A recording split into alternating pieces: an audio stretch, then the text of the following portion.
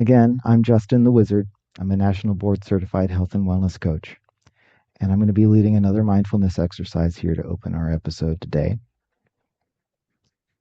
When I lead mindfulness exercises, I like to remind everybody to engage at their level of comfort. And if you need to disengage or fast forward in the video, we totally understand.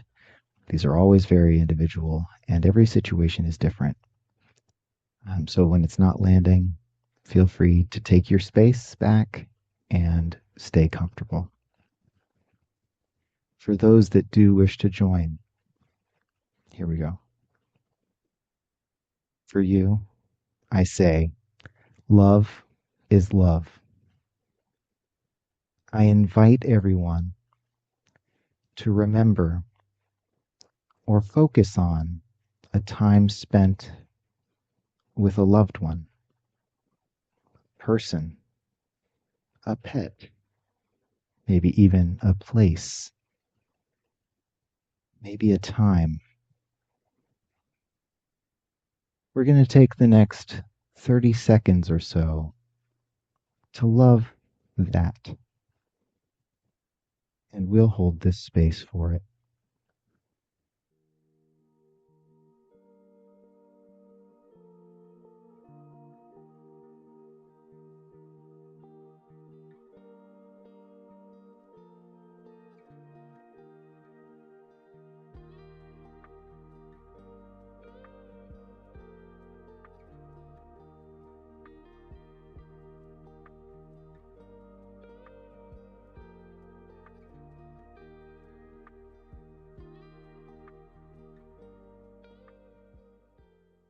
Thank you.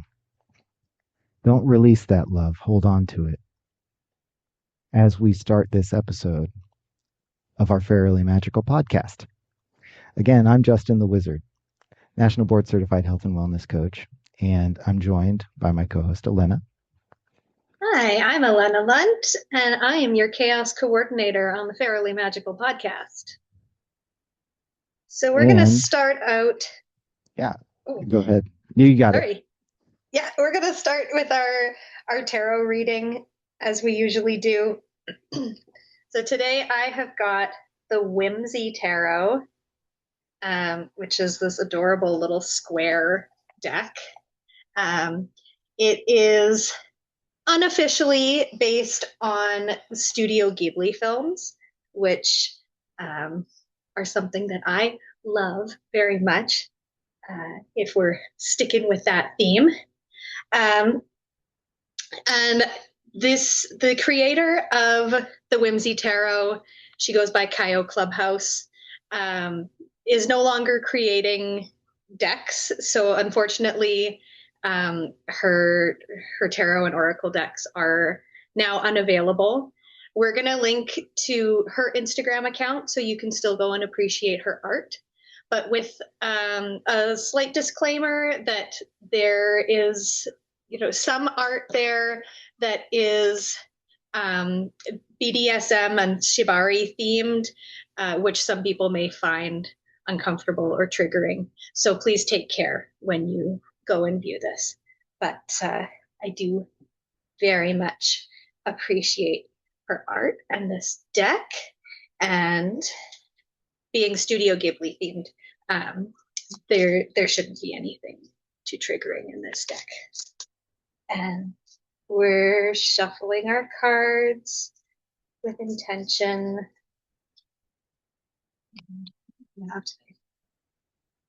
Ooh, okay. The first card we've pulled is Death. But the Death card is not a bad card. Death does not mean death, actually. Death card brings us change, metamorphosis, becoming new.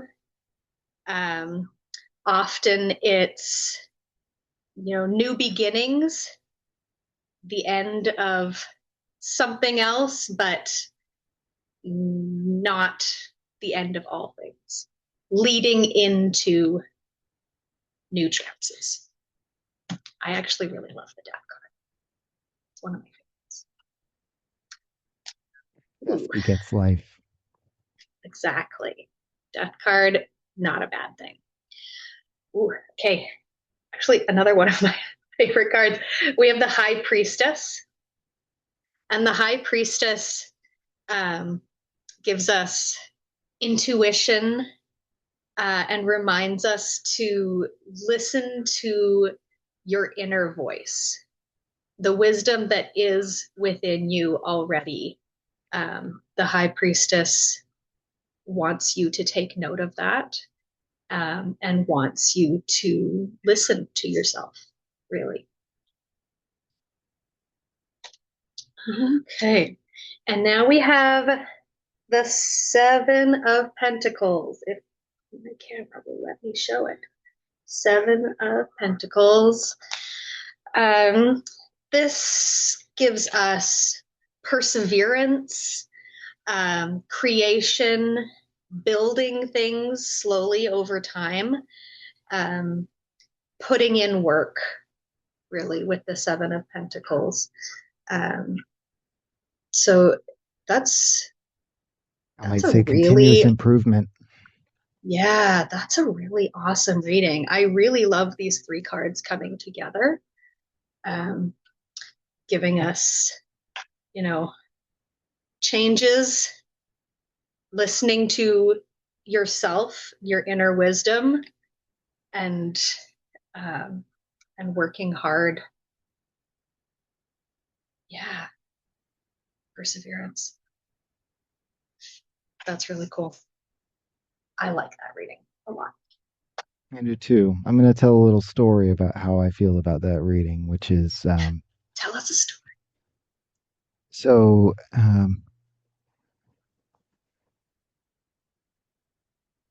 I was burning out as an engineer, and um,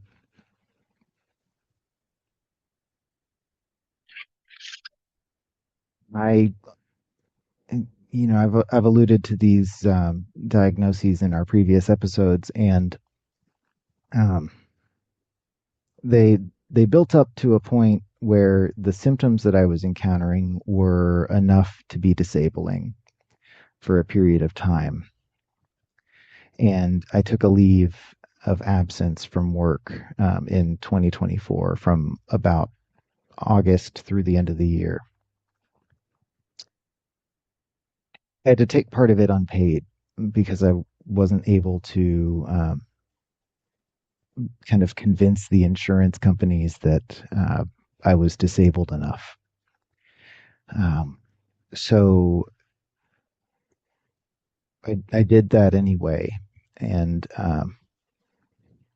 even more diagnosis continued, and um, my worsening continued right up until just before I had to return anyway. And I could have still been worsening even after being forced to return. Um, and when I did return, I was laid off.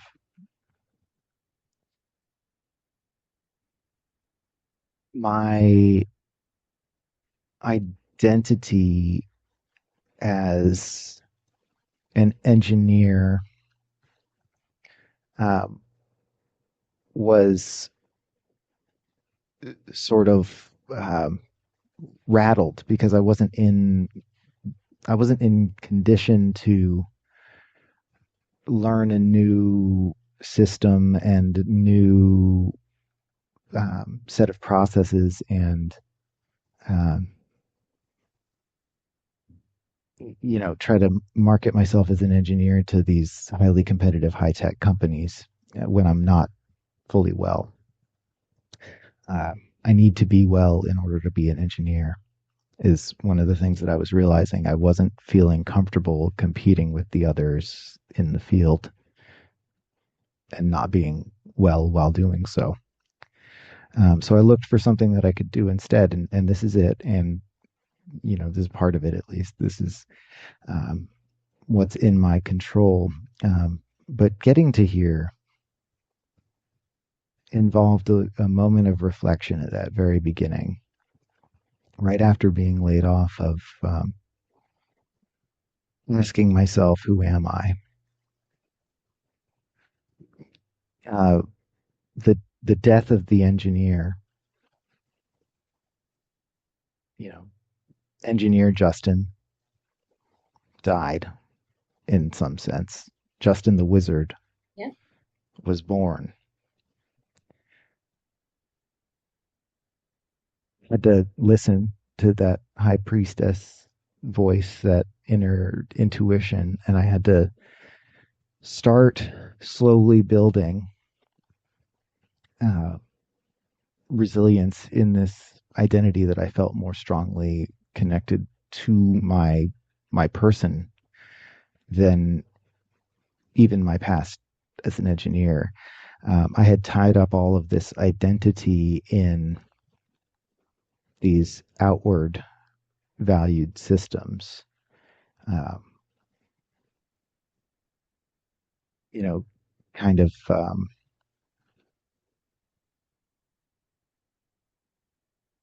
pursuing the American dream, at least. I don't know to what extent it's talked about that way in Canada, at least. I'm only on the line right now with you, Elena, but um, the American dream was certainly a big deal for when I was growing up and what was educated to me. Um, and along the way, there were certain things that I was kind of not allowed to be. I was not allowed to keep my hair at any length. I was not allowed to keep my facial hair at any length. I was, uh, you know,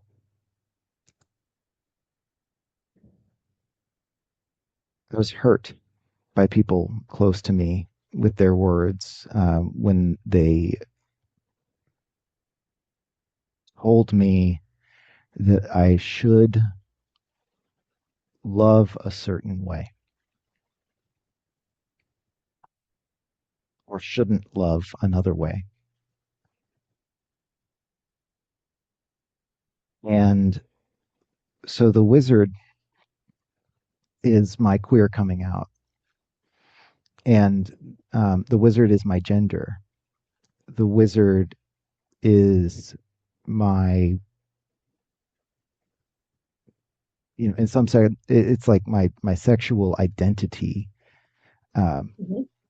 is the wizard.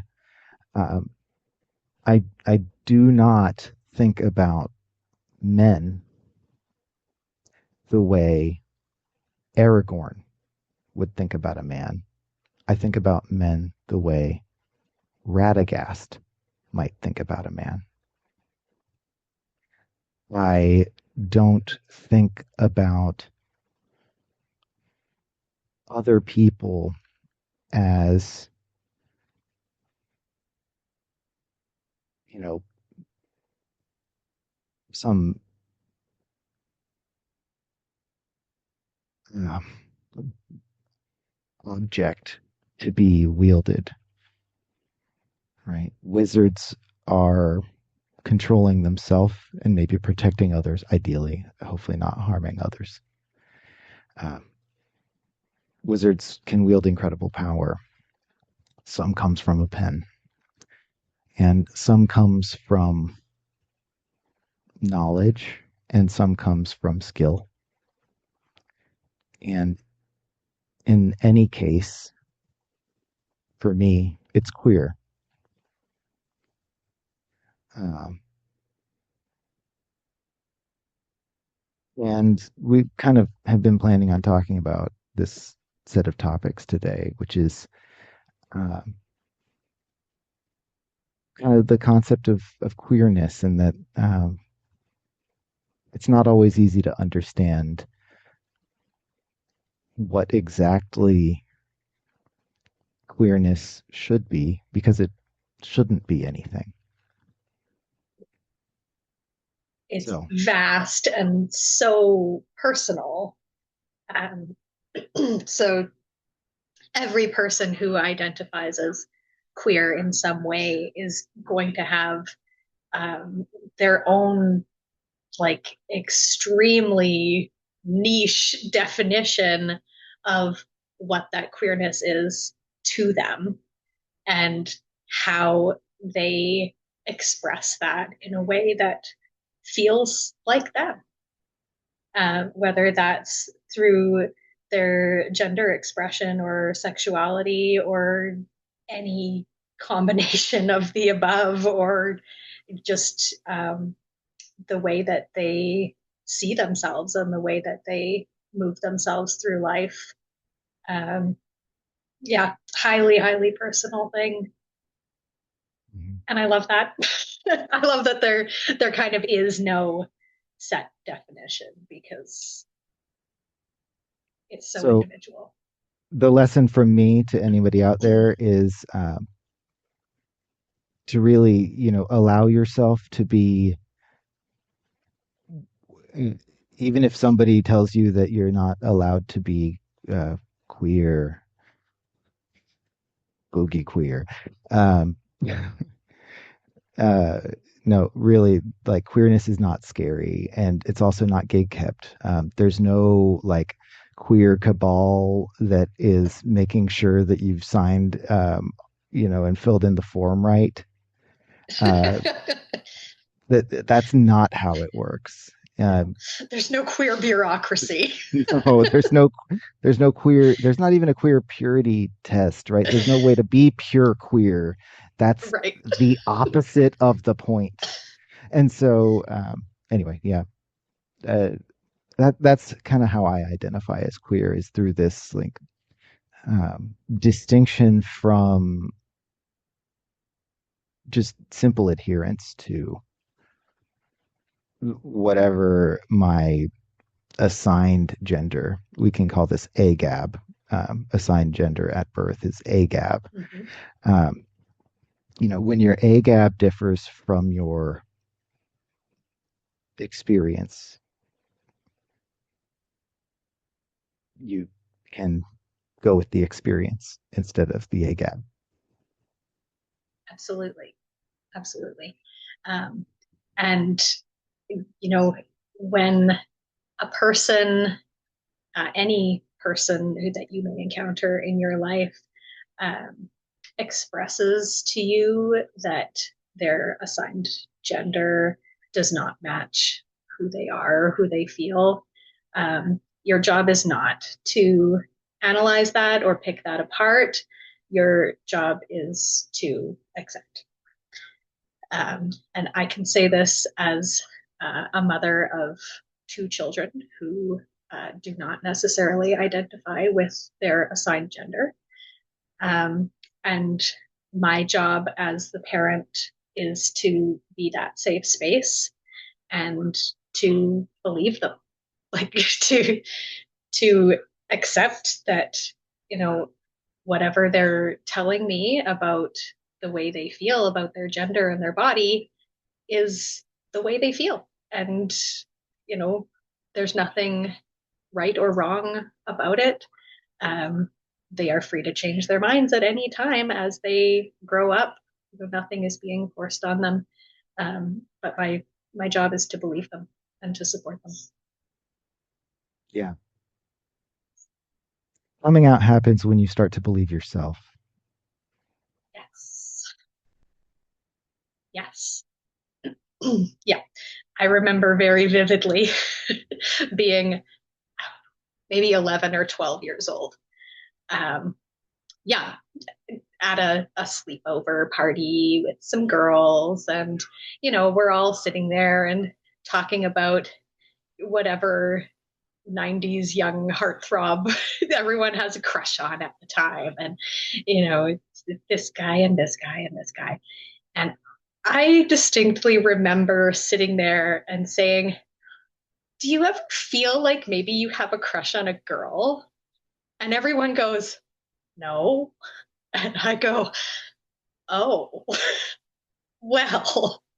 And that was my first clue that perhaps I was a little queer.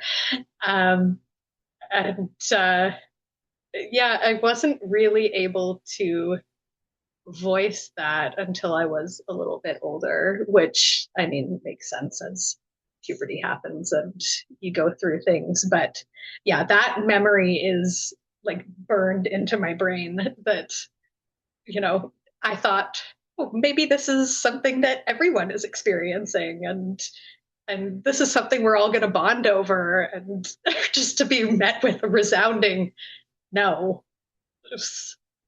Oh, but at the Yeah. same time, I was not made fun of or shunned in any way. I was very fortunate that this was a wonderful group of people. But Love to hear it. Love to hear that. yeah, very easily could have gone that way. Oh yeah, absolutely. I can imagine in certain places or certain times or just so many Certain ways how people, that can just not go comfortably, whatever the right? reason might be. Yeah, and I mean, fortunately or unfortunately, like that prospect did not even cross my mind at the time that like you know people could be weird about this. Um, I am extremely fortunate to have been raised in a family where any form of sexuality is accepted as just normal. So, growing up, if, sometimes I'm dating a boy and I bring a boy home, and sometimes I'm dating a girl and I bring a girl home, there was never eyelashes batted. It was just, yep, cool, normal. Um, and I'm very, very grateful for that. I'm grateful for you for that. Like uh I'm like feeling the gratefulness in the space right now. And so yeah, that's fascinating. Uh, uh, just to be a little bit vulnerable, I've had to hear words from both parents in my life that um, do not vibe with my queer identity. Like, I'm not going to re-traumatize myself to speak it, but it is very much not the situation where I was kind of okay to share. Um, one time it was like completely unprovoked, like out of the blue for me, and the other time it was kind of in appropriate context, but just not well received. I thought I was safer to be there than I was, uh, emotionally at least. It's about Mm-hmm. emotional safety. It's not really about like physical Yeah. safety for me. Um, and that's enough, right? If your emotions are compromised by the situation, that can be enough to kind of break your ability to feel safe there. Oh, absolutely. That's going to have a huge impact um, on how safe you feel, and whether that fight or flight response is being triggered. It absolutely can be by being made to feel emotionally unsafe or unsupported, or um, yeah, generally unaccepted Yeah. by people who should be accepting you. Uh, that can be really, really tough. And unfortunately, it's the reality for a lot of people. Yeah. And it's at different extremities. Don't do yourself the disfavor of comparing your situation to another's who is, you know, who don't compare, right? Right. Bad situations are bad situations and they don't need to be compared to each other. That's all I'm trying to say right here, right now, is, don't do yourself the disservice of saying, well, I don't have it as bad as another person that is, less safe than me. That's Mm-hmm. not a helpful comparison. Certainly not for you, nor is it helping that other person that you end up more compromised potentially by um, sacrificing your own feelings of safety. Right.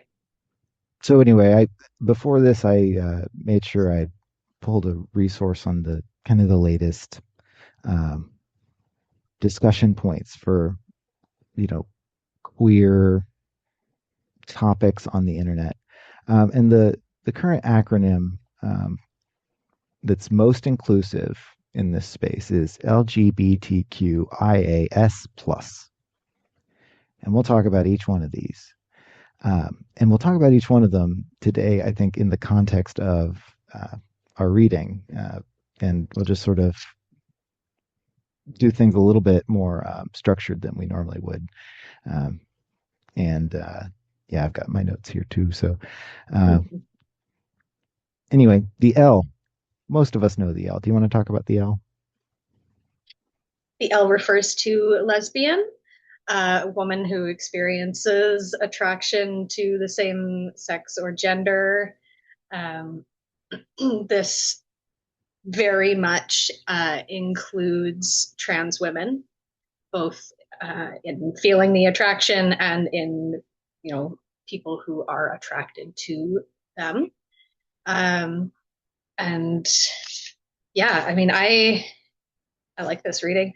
This is, you know, there's going to be a moment, much like I had growing up, very much where you notice that maybe you're a little different, that um, maybe what you're expected to uh, how you're expected to feel about things is not necessarily how you feel.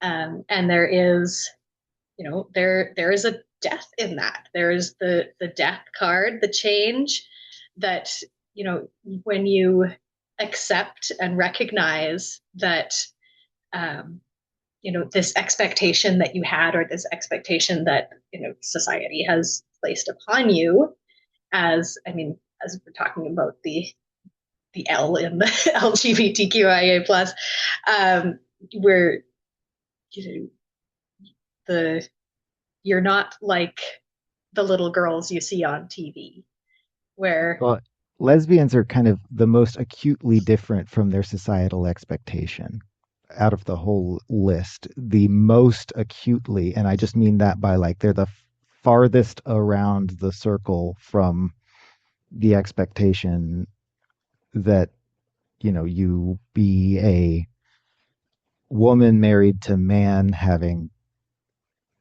biological children, uh, and, all of those expectations. Um, for the most part, not entirely. Lesbians shun most of that. yeah, And fabulously so.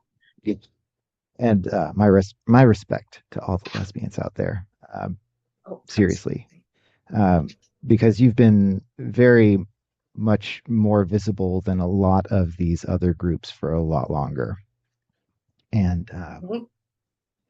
we wouldn't be where we are in terms of trans rights without lesbians that have been leading the way for a long time.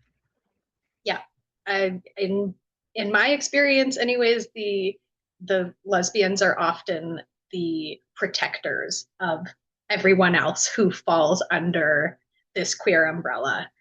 Um, as they, yeah, they're awesome.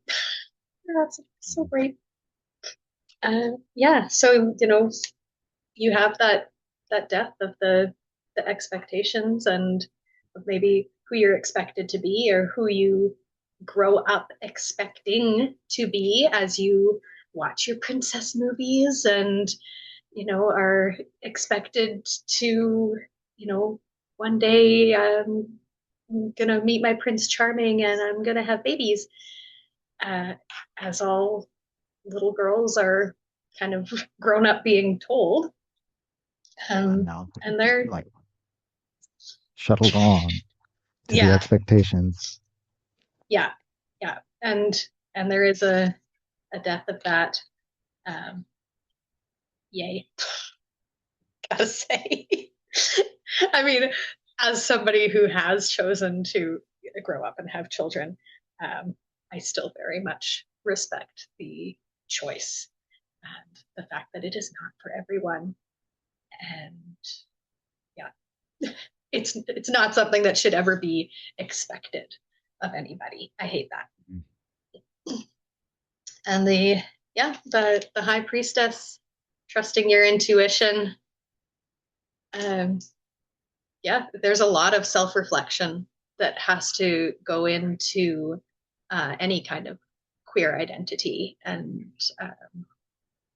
coming to terms with that and understanding yourself is such a huge part of it. And it Trusting can the take, preference. yeah, it can take years. It can take years. Like, I don't know, I'm almost 40. I'm still figuring myself out. I I'm very comfortable in who I am, and I feel like I know certainly who I am, but you know, there's always new things to learn about yourself when you're ready to listen. Yeah. And some of us aren't ready to listen to ourselves until we're maybe a little bit older, or until we're maybe in a safer place in our life where we're able to listen to ourselves. Or we reach the reckoning moment where we have to decide. That sometimes happens too. Kind of forced to listen at some point. Mhm. And yeah, when we're building and creating, um, like I said, I've often found that the lesbians are the protectors of others under the queer umbrella, and tend to, build this wonderful cohesion among people. Um, yeah, I see it a lot at Pride festivals too.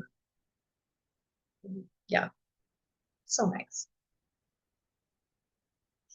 So the G for gay men, person who experiences attraction to people of the same sex and or gender, um, kind of is encompassing of the concept of gay generally. Um, Although we're most often going to be referring to gay men, gay kind of identifies queer people broadly as well. Um, so, there's no limitation on how the word gay is specifically applied within this spectrum. However, it is most often used to refer to gay homosexual men that are engaged in relationships with men. It includes trans men, just like lesbian includes trans women. Um, so, with that, I think a lot of the same reading notes apply as what you just outlined for lesbians. You know, gay people typically are, shunning the expectation for the opposite of the expectation in one or more ways. Um, there is a kind of a diametricism to this um, that is part of the lesbian and gay experience that some of these other labels in the list do not have attached to them.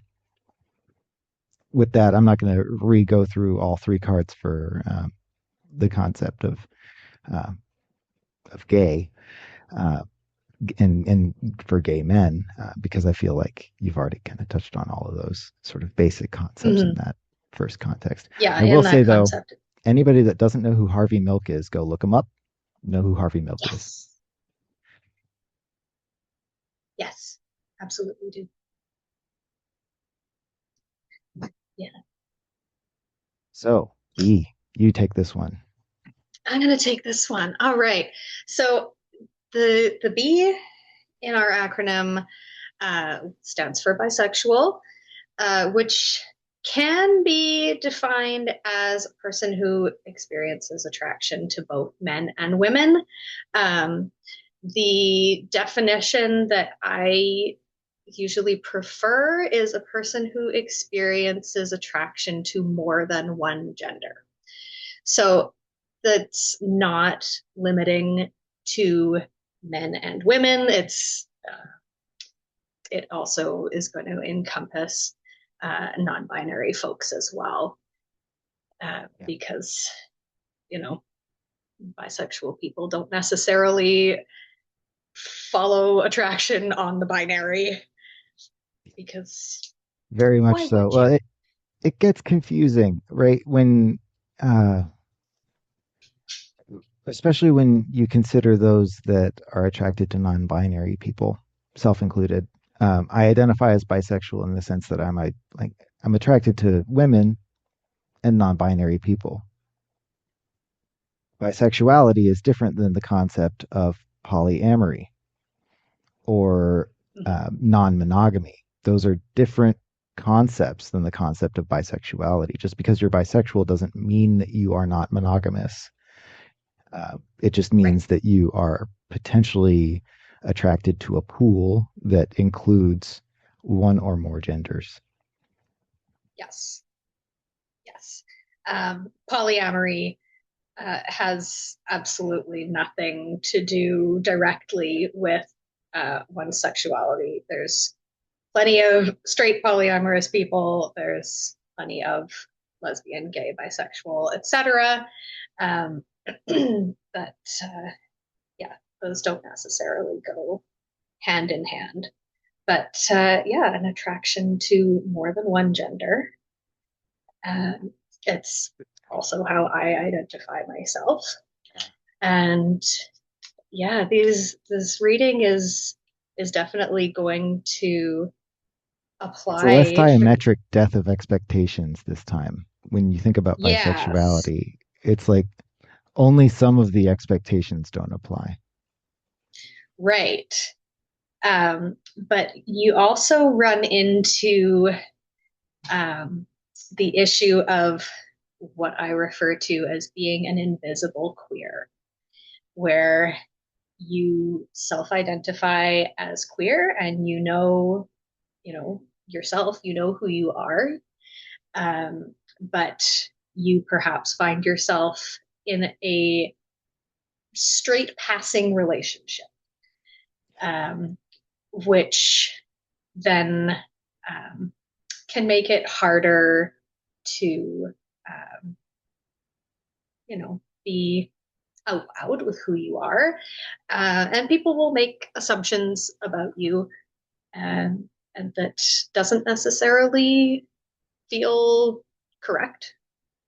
And you obviously you cannot control anyone else's thoughts or feelings or assumptions about you.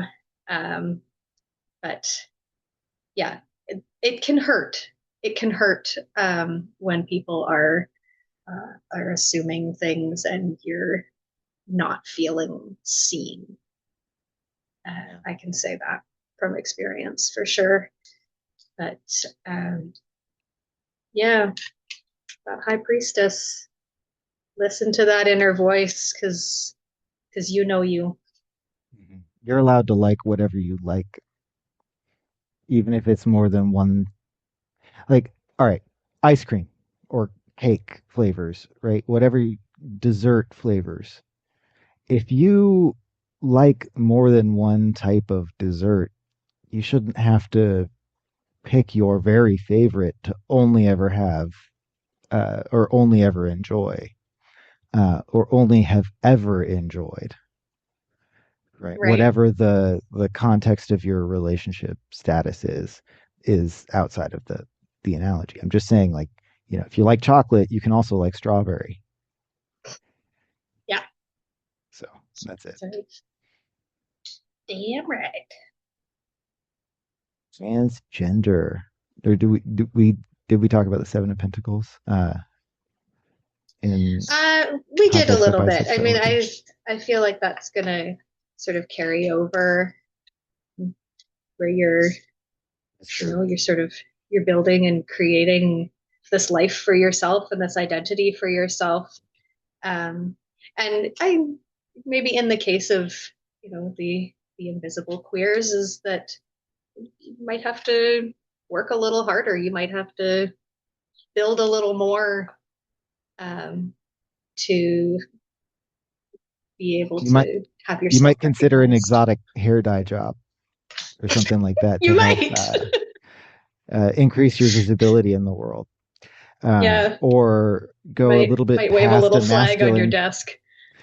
go a little bit past the masculine beard into the wizardly beard. In my That's right. case, is a choice that I make to go like a little bit farther than what is seen as typical and into that realm of, you know, go ahead and ask me questions about it. Like, yeah, Right. what's up with you being the wizard? I'll probably tell you. And so, anyway, now we can get into transgender people. Hmm. Their gender identity doesn't correspond with the gender they were assigned at birth. Full stop. That's it. So it just means you were assigned something at birth and you identify more with being any other gender any other gender identity besides that. In that sense, Yep. I'm trans. Hmm. Um, I don't identify with male. Uh, I I joke a little bit that my gender marker is just upside down. It should be a wizard W, right? So the the concept of transgender is not just people that want to change their genitals. There are some, Yes. and they have every right to seek that care. For everyone else that doesn't understand this, transgender as a concept does not refer to wanting to change what you've got down there. Maybe for some people, it does mean that for them, and that's it. So again, it's the death of the assigned gender identity. Yeah. This one, the metamorphosis that comes with this death card is huge under this definition. Saw your excitement drawing death at the beginning, and I was like, "This is going to be good." Yeah, So so excited. uh, anyway, so yeah, the non-binary people are another group of transgender people. They often do not change their genitals and things like that with surgeries, but they often do change their outward appearance and clothing choices and hairstyles and various other things in order to better conform to what feels right for them. Sometimes their name, sometimes they'll change Sometimes their name, names yeah, too. yeah. Sometimes some people change their name. That's true. Um, a lot of transgender people identify more with a different name than they were assigned on their original birth certificate. If you do change your name and you live in the U.S., update your birth certificate is a good piece of advice in 2026. If you haven't heard it anywhere else, I hope you hear it here. Um, and yeah, it a piece of paper doesn't define you. You define you. And transgender people are defining themselves in the way that feels right for them. Who are we to say they're wrong? And there's something so powerful about that. In being able to claim your own identity and make sure that your documents are going to align with that, and choosing your own name that feels right for you, that is so powerful. So keep persevering, keep listening, and keep persevering. If you are any kind of transgender, just not identifying with how you were assigned a gender, persevere and be you. I at least want to talk about the first bit in the queer section for the Q, Hmm. because I have many times, and especially growing up, been called queer as a derogatory term. Uh, Long before I accepted my identity as a now openly queer person, I was absolutely called this term in a homophobic and or transphobic, very derogatory, very negatively intended way. The word queer does not belong to those users. I will not allow them to have it. You should not allow them to have it either if you want to have it for yourself. Um, in fact, when you take the word queer for yourself and you reflect back on those times, in some sense, they become compliments, recognitions of your truth that was yet to come. Yeah, you were seen. Yeah, I was seen, maybe not in a light that I wanted to be seen in, but I was seen. Hmm. There's also questioning. Maybe you can talk about questioning and then we can associate this to the cards. Yeah, questioning for sure is going to refer to those who, aren't sure who they are yet. They're still figuring it out. And yeah, like I said before, like it's a process and it can take years. Um, and yeah, it's uh, it's a perfectly valid identity to not be sure yet and to be, you know, in that high priestess, listening to yourself stage. Um, it's it's valid. It's valid for as long as you need it to be, and it's valid at any stage of your life. And always go back to questioning. Yeah. At one point in the past, I did identify as polyamorous. Um, I've distanced myself from that. And that doesn't mean it was less right at the time for how I felt then. Hmm. It just means it's not how I feel now. Absolutely. And your identity and um, your level of comfort with anything is it's perfectly reasonable for any of that to change over time. Um, change back. You are the only one who ever gets to decide that for yourself. You're your own gatekeeper at the entrance to the queer community. That's right. You're the only bouncer at that door. That's right. Uh,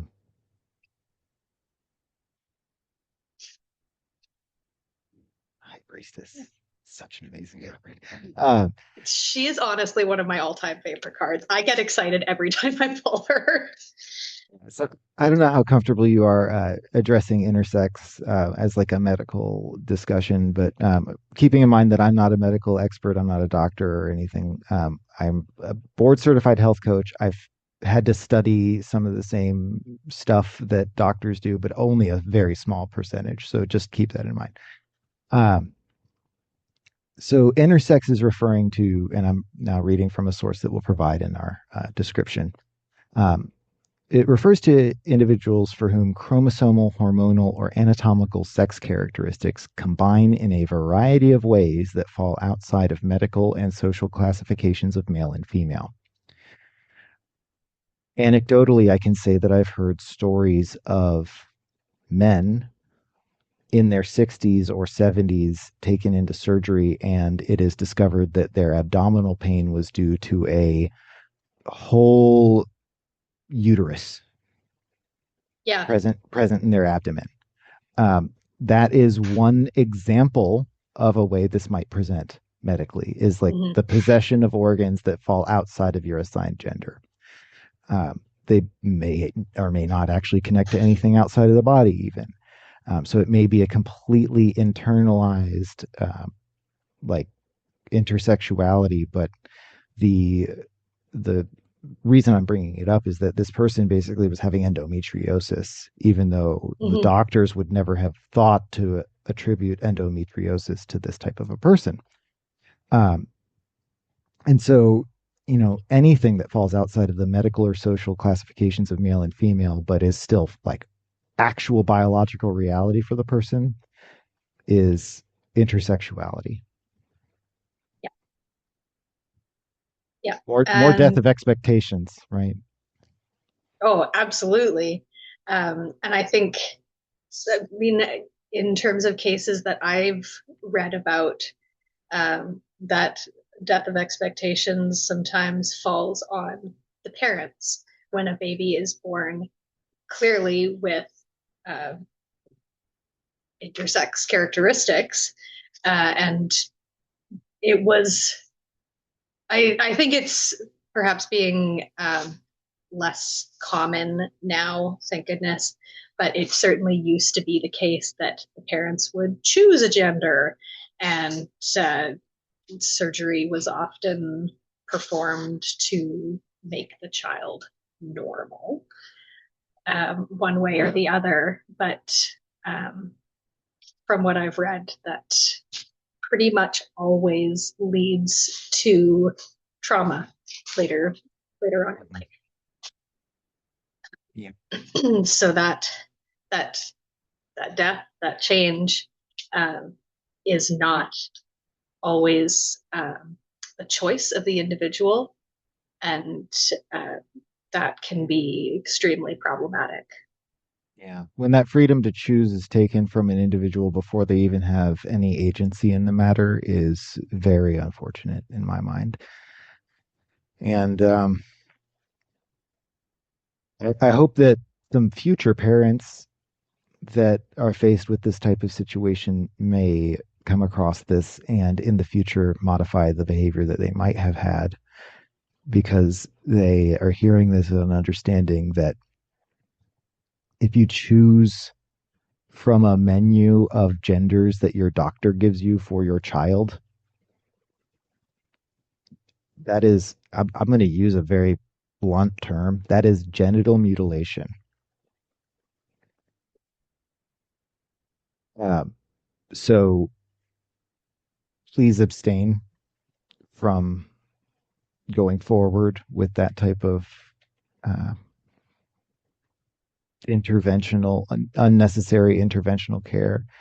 Um, treat your child with the respect and dignity that the person deserves. Please. Thank you for bringing up that type of presentation. It's hard to think about that particular set of. It is. Yeah, it's something that I've read about several cases recently. Um, yeah, and it's very difficult to imagine, and you know, certainly there's a lot of empathy for the person whose choice was taken away. I don't have any actual data that says this is definitely true, but I suspect that intersexuality and transgender people have a lot of overlap, um, just because of the natural hormonal differences that come with being intersex. Um, Mm-hmm. in any way, whatever way, there's a higher likelihood that those ways that you are experiencing your body differently than others that were assigned your assigned gender, that could lead you down the path to identifying with a different gender than you were assigned.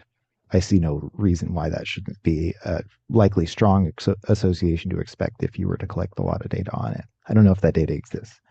Maybe it does. Hopefully it does. Somebody knows. It's a good question.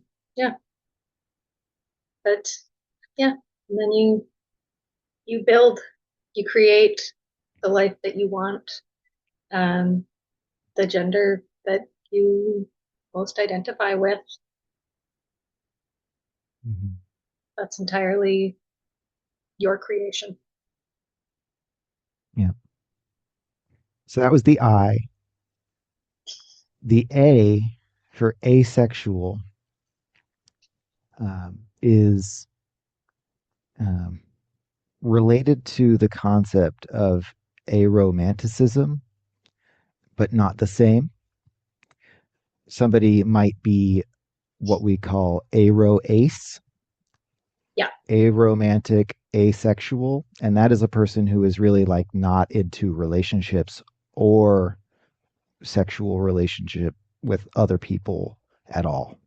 Or maybe even like sexual activities, even like by themselves, might also be off the table for somebody who is aroace. Like asexual people do not identify with sexual activity generally. No. And yeah, there's people can be arrow ace, or they can be just arrow or just ace. Uh, Mhm. there's there's a lot of differences that are going to exist under that one umbrella. And yeah, and they vibe in their own way.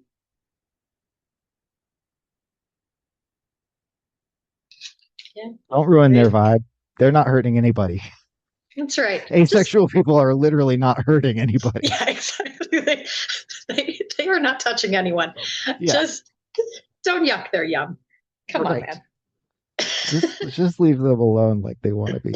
Um, Yeah, so the death card, that's going to be a big one yeah, for them.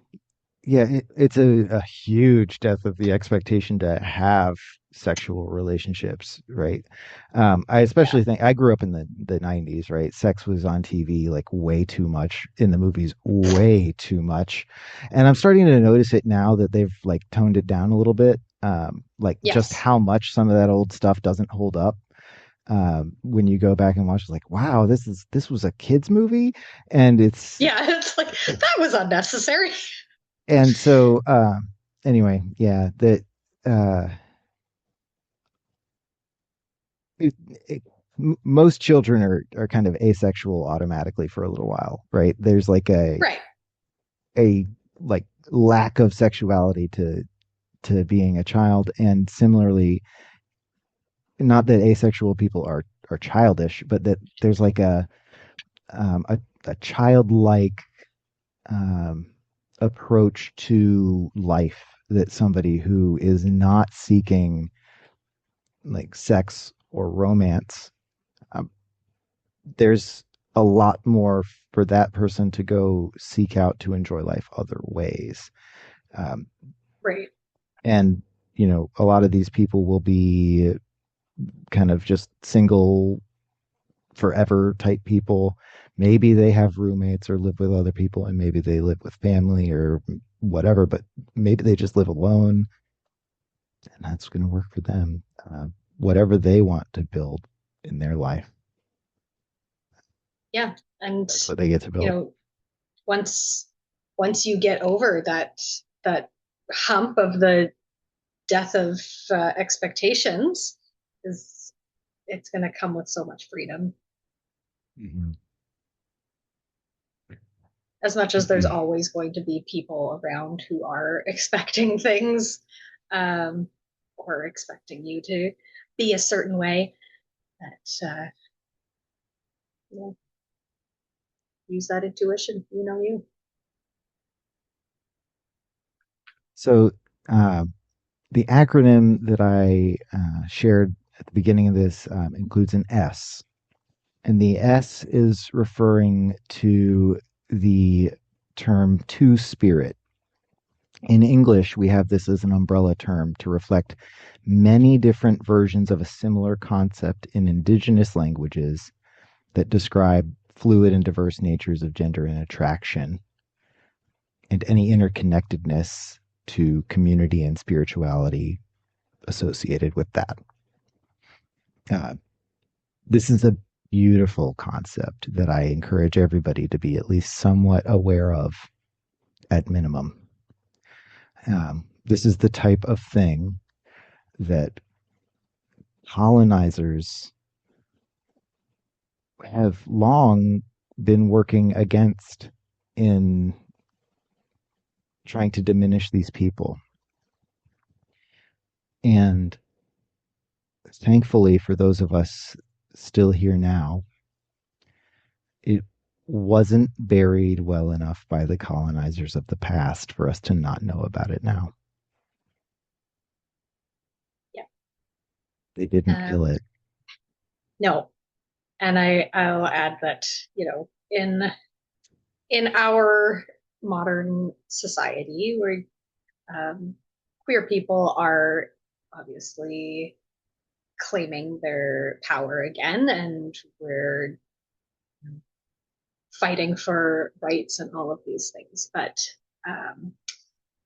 in many Indigenous communities that recognize this two spirit identity, these are generally very respected people.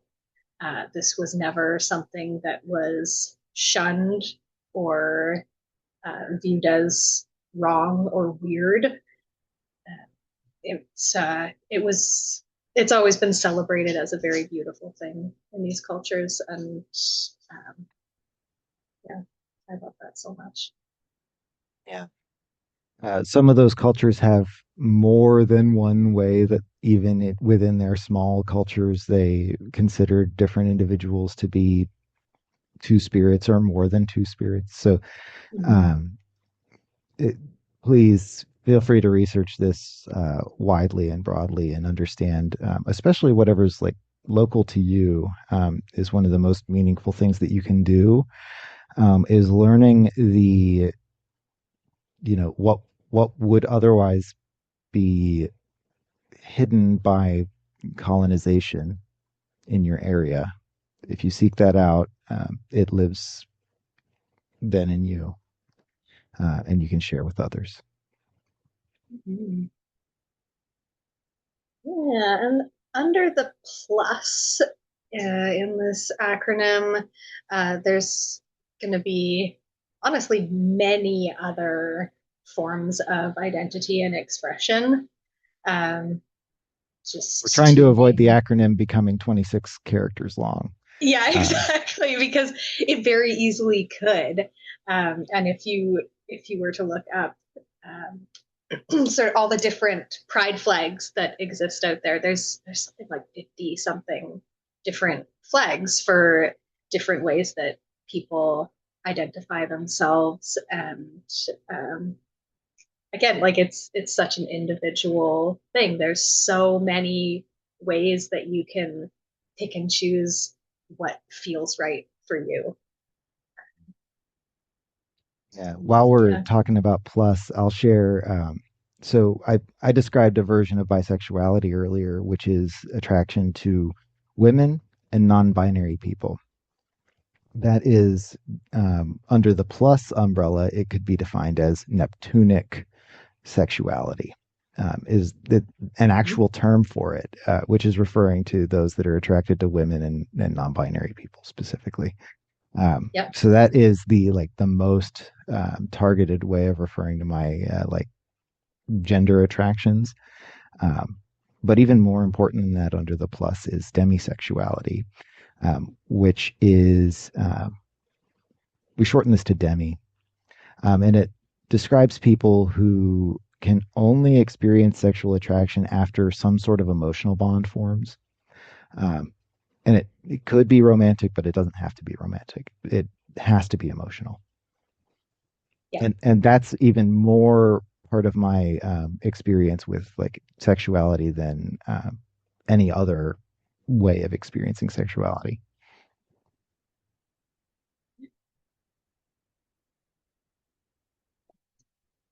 Did we talk about pan? Do you want to talk We about didn't really pan? talk about pan. Pansexual often kind of, holds hands with bisexuality, whereas bisexual is attraction to more than one gender.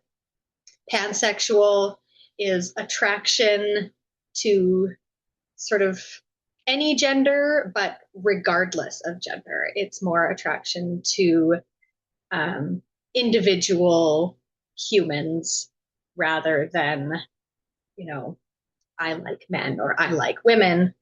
Uh, it's I like that one and I like that one and I like Uh-huh. that one over there. So it's yeah, it's very individual, very individual. And then, in addition to pansexual, which is kind of like that one, that one, that one, I've heard of omnisexual, which is very much Mm-hmm. like you might also hear somebody say om nom nomnisexual, like, Yes, I have heard that. uh, and that I think that says all I need to say about it. But it's like the really like anything, everyone, everywhere Yeah. sexuality is kind of the omni versus pan uh, distinguishment there. So thank you for pointing out Yeah. how individual pan is in the the spectrum there, and that Mm-hmm. it's even like short of the most extreme, like most open possible version of sexuality. Right. Yeah. And as you might have noticed from me today, at least I know I've mentioned how I identify with more than one of these labels.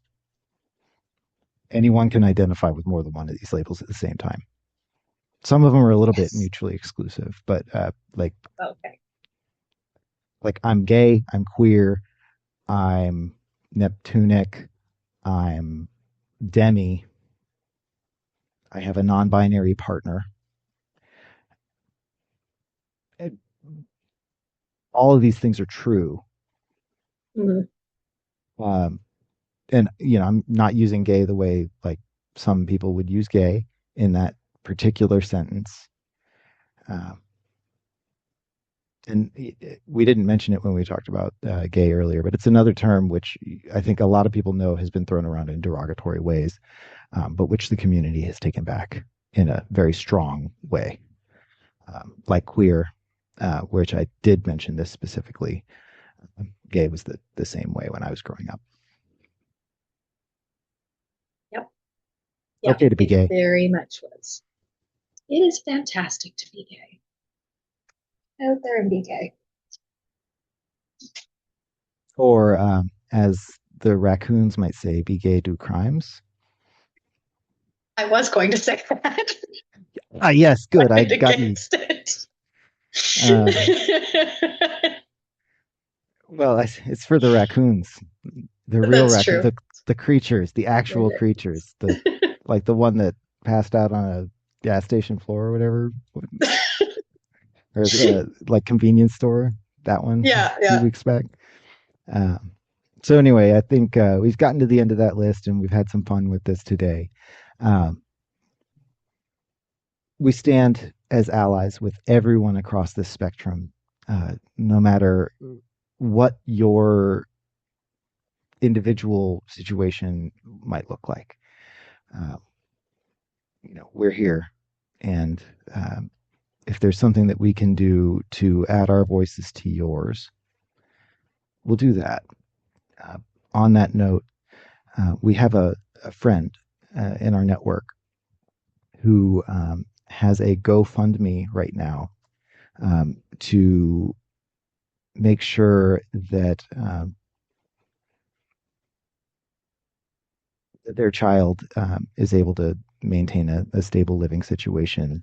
Um, and I don't want to tell the entire story here, but we will provide a link to Dani Maldonado's GoFundMe page, which is related to maintaining the stability of a child's home.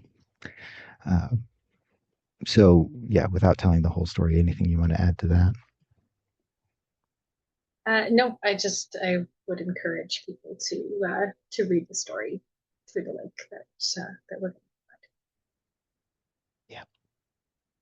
And with that said, we've gone very long today. I think this will be the longest episode yet, but we had a lot of fun with this. We have a lot of fun with our identities, and we will continue to have a lot of fun with our identities uh, here on the Fairly Magical podcast. I'm Justin the Wizard, National Board Certified Health and Wellness Coach. Thank you for joining us, Elena. I'm Elena Lunt. I'm your chaos coordinator. And I said what I said. Mic drop.